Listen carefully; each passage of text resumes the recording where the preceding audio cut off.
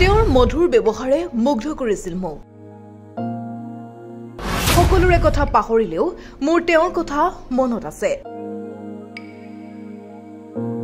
মানুহে কেৱল ধন সম্পত্তিৰে সমৃদ্ধ হ'ব নোৱাৰে।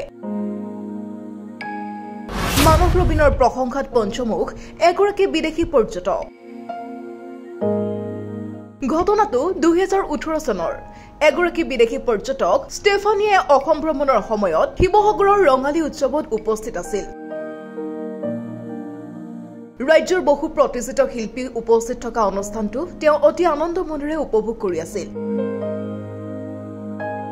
অসমীয়া কৃষ্টি সংস্কৃতিৰ বাৰেৰহণীয়া অনুষ্ঠানটো উপভোগ কৰি থকাৰ সময়তে তেওঁ অসমৰ জনপ্ৰিয় সংগীত শিল্পী মানস ৰবীনৰ সৈতে হোৱা বিশেষ অভিজ্ঞতা সুঁৱৰি শেহতীয়াভাৱে ফেচবুক পোষ্ট এটাত এনেদৰে নিজৰ ভাৱ প্ৰকাশ কৰিছে।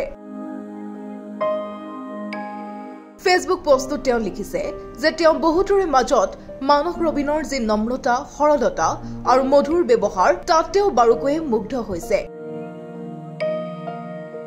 সেয়া তেওঁ জীৱনত পাহৰিব নোৱাৰা স্মৃতিৰূপে সাঁচি ৰখাৰ কথা উল্লেখ কৰিছে ফেচবুক পোষ্টৰ জৰিয়তে।